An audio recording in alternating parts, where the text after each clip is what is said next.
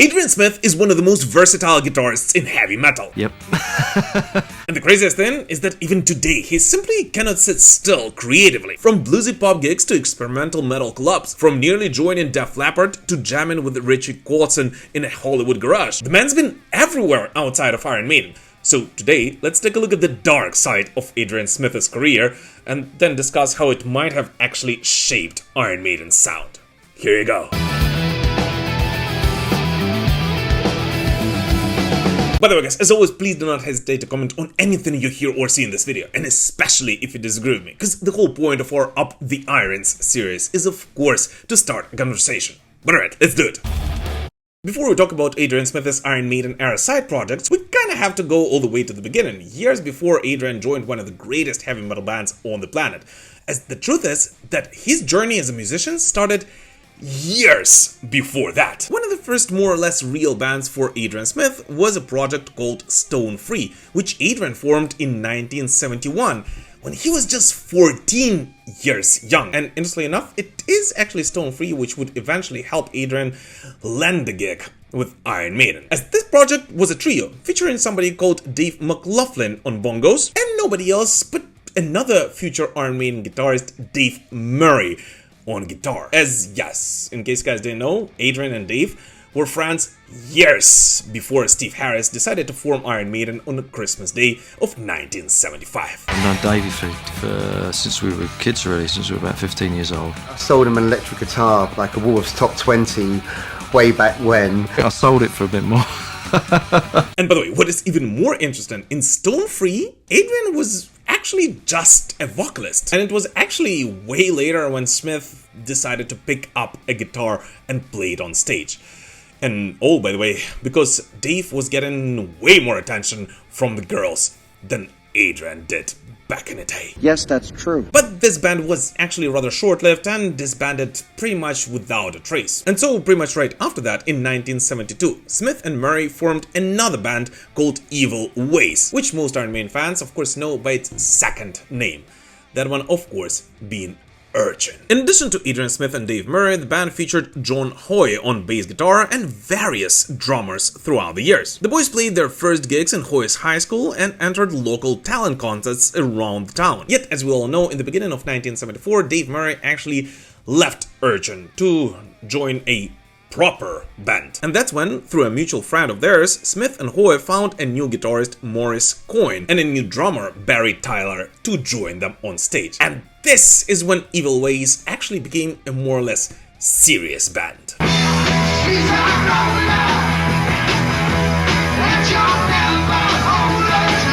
With this lineup, the boys played more or less regularly at most of the well-known London venues and eventually got a management deal with Simon Napier Bell, who also, by the way, happened to manage such bands as The Yardbirds, Sinead O'Connor, Mark Bolan, Ultravox, and many others. And it was actually Napier Bell who suggested Evil Ways to change their rather strange name to Urchin, eventually getting them signed to DJM Records label, where Urchin were able to release their first ever single, Black Leather Fantasy.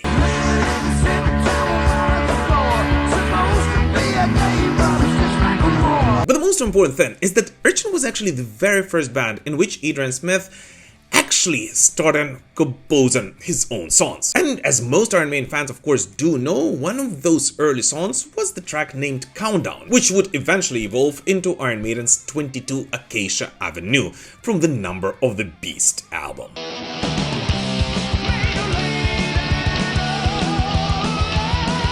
Yet, in 1978, Urchin began to decline. Dave Murray rejoined the band, recorded their second single, She's a Roller, and then left to rejoin Iron Maiden once again. This time for good. Trying to stay afloat, Urchin recruited future FM guitarist Andy Burnett, yet due to their inability to stay afloat amidst all the punk rock craze, they eventually lost their contract deal and disbanded shortly after. Which actually, if you think about it, only opened a bigger door for Adrian Smith.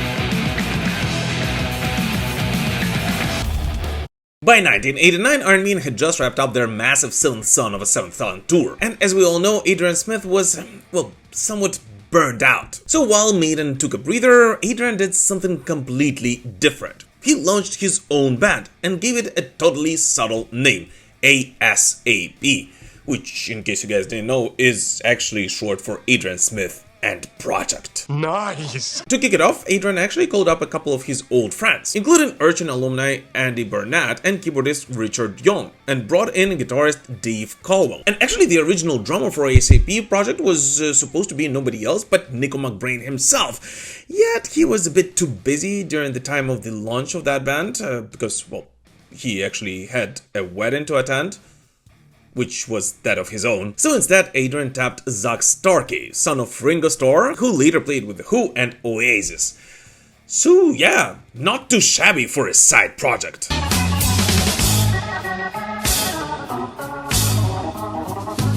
With that lineup, in 1989, A.S.A.P dropped their first and, well, only studio album, Silver and Gold, with nobody else but Adrian Smith himself on vocals. And here's the thing, to be fair, in my opinion, he actually did a pretty good job for a guy who was always the quiet one in Iron Maiden, opening himself up from a completely different side for many diehard Iron Maiden fans who were not too familiar with his earlier On Divorce.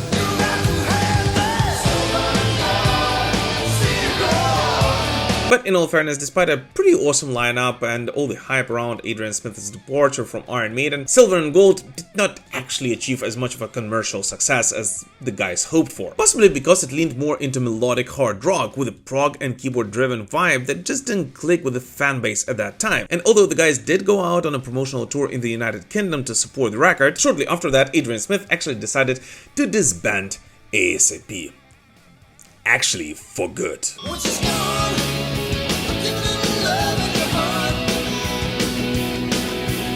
By the way guys, I just realized that I'm wearing our new No Fear of the Dark design in this video, and I guess it's very ironic given Fear of the Dark is actually one of the only classic Iron Maiden albums without Adrian Smith in the band. So it is actually a quite certain one, and by the way, if you would like me to send you one, I'll be more than happy to do that, and you can order it via a link in the description to this video.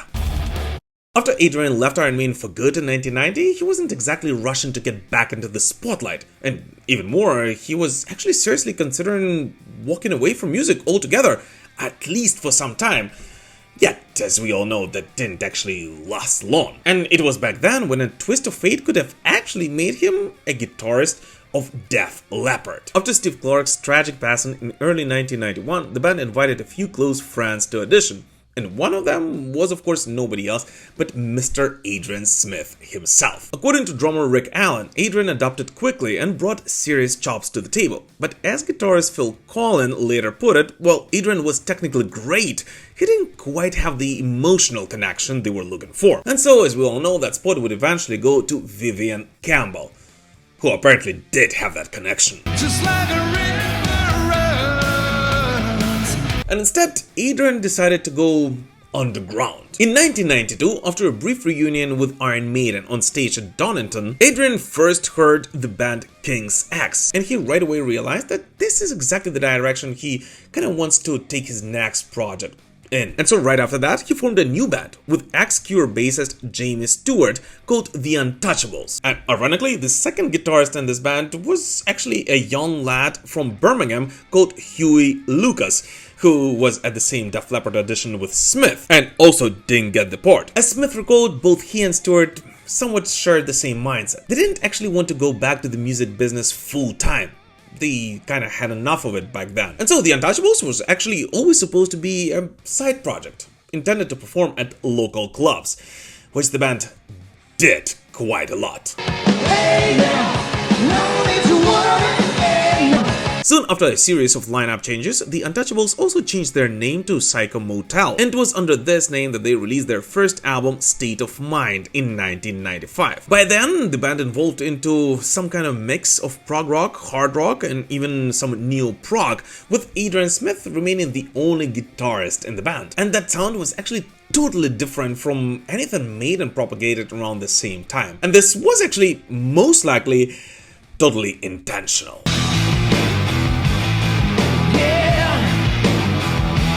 After the original singer Hans Olaf Solli left after the first tour, Adrian brought in Andy Makin, a younger vocalist with more of an Alice in Chains meets Soundgarden thing going on. And it was with him with whom the second and the final album of this band, titled Welcome to the World, dropped in 1997, on which the band leaned towards a much darker and heavier vibe, ironically in a very similar manner as Iron Maiden did back then as well. But shortly after that, Psycho Motel was gone, and the seeds were planted for something else, which was much bigger than that. Because just a year later, Bruce Dickinson gave Adrian Smith a call. Interestingly enough, after the release of Welcome to the World, Psycho Motel actually supported nobody else but Iron Maiden on the UK leg of their The X Factor World Tour. And soon after that, this band would disband. And as I just mentioned, soon after that, that band would cease to exist. Partially because Adrian Smith would actually reunite with somebody from Iron Maiden. As Adrian recalls, one day, seemingly out of nowhere, Bruce Dickinson gave him a call. He and producer Roy Z were working on some new material in Los Angeles and wanted Adrian's ears on it. Bruce asked, "Wanna come over and check it out?" And without any further ado, Adrian Smith simply bought a ticket to Los Angeles, and started a brand new chapter of his career. According to Adrian, he was simply blown away by what he heard. Roy Z had injected this modern heaviness into Bruce's ideas, sharp riffs, twisted melodies, and a raw edge. But there was actually a catch. Roy's guitar tuning was drop D, and when Adrian tried it out for the first time, he basically tuned his guitar all the way down like a banjo. And Roy, being a guitar teacher on top of everything else, actually had to show him, Adrian Smith, how to do it properly.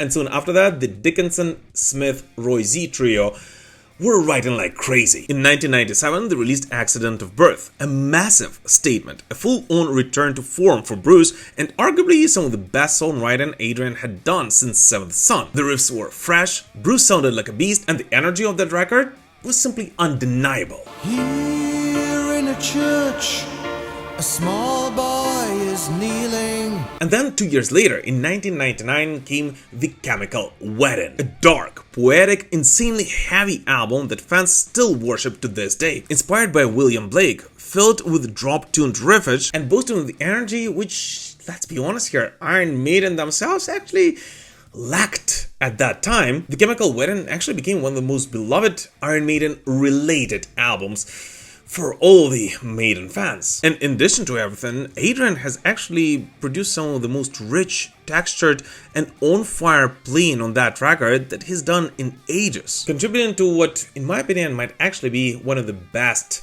metal releases of the 1990s.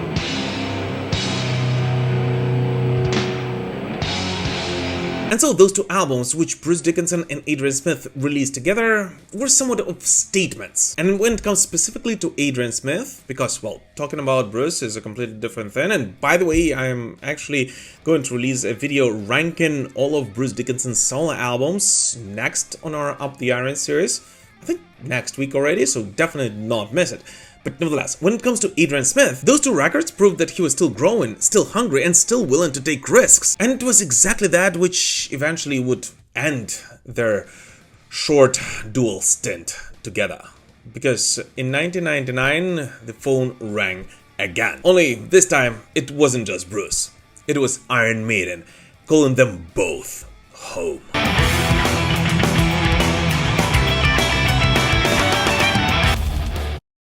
Even after rejoining Iron Maiden, Adrian Smith didn't actually lose that itch to experiment. In 2008, he quietly put together Adrian Smith's Blues Band, a low-key side project where he got to stretch his blues chops and play some old-school tunes in tiny clubs. And interestingly enough, once again, Adrian actually did the vocals himself in that project.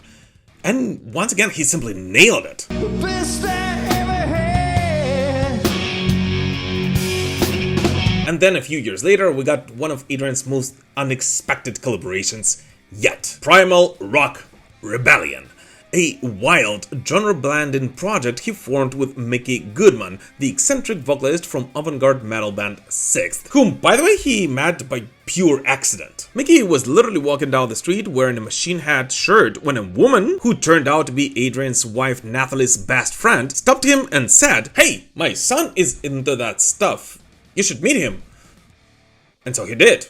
When that woman actually invited him to perform at her son's birthday a bit later. And it was there where Adrian saw him perform and called him up to jam. And just like that, Primal Rock Rebellion was born.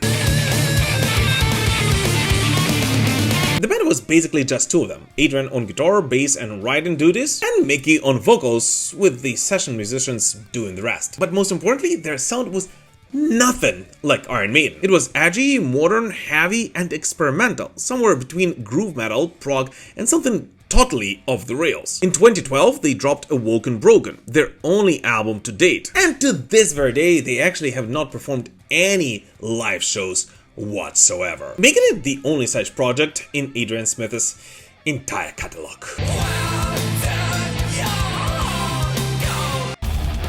Roughly 10 years after the release of Awoken Broken, Adrian Smith kicked off yet another endeavor of his. And this one just works. In the 2020s, Adrian teamed up with the shredder extraordinaire Richie Kotzen, and what started as a casual jam sessions at Adrian's place in Los Angeles turned into one of the most exciting projects outside of Iron Maiden in years. And the reason for that, I absolutely believe, is the vibe and chemistry between the two. As I already mentioned, Adrian and Richie were friends for some time. They liked to jam together when Adrian was at home in Los Angeles, playing some old stuff like Stevie Ray Vaughan, Humble Pie, Free, and a bunch of other amazing stuff, which is not spoken of enough on YouTube today, including on this channel, but that's a topic for a different conversation. And so, after one of those late night jams, Adrian's wife Nathalie Smith actually asked her husband why don't they write something together, and just like that, Adrian and Richie wrote their first song, Running, which actually kicked off a brand new project titled Smith Kotzen and a brand new album which they released in 2021. You never stand in the middle. The album was dirty, soulful and riff heavy. Both Adrian and Richie share guitar, bass and vocal duties, and Richie even drums on half of the tracks. And for one of those, specifically Solar Fire, they actually invited a longtime friend Nico McBrain to help them out, which he did perfectly. And so after the success of their first album, Adrian and Richie dropped their second record, Black White Light Noise, and this time they went even bigger. The album landed #1 in the UK rock and metal albums charts and even topped Billboard's hard rock chart in the United States, actually resulting in one of the highest charting albums released by Adrian Smith outside of Iron Maiden in his entire career.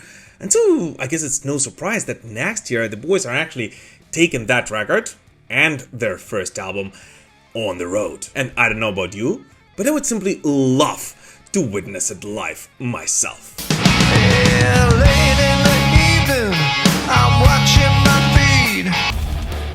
So here you go. Many see Adrian Smith as the guitarist of Iron Maiden, and of course, no matter what, this is what he's known for around the world. But the truth is that he actually is more than that.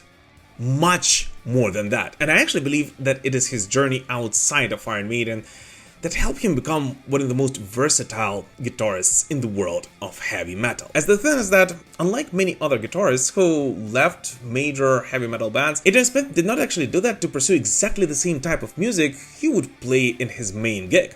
Quite the opposite. He did so specifically to branch out, but the other times they did result in something absolutely beautiful.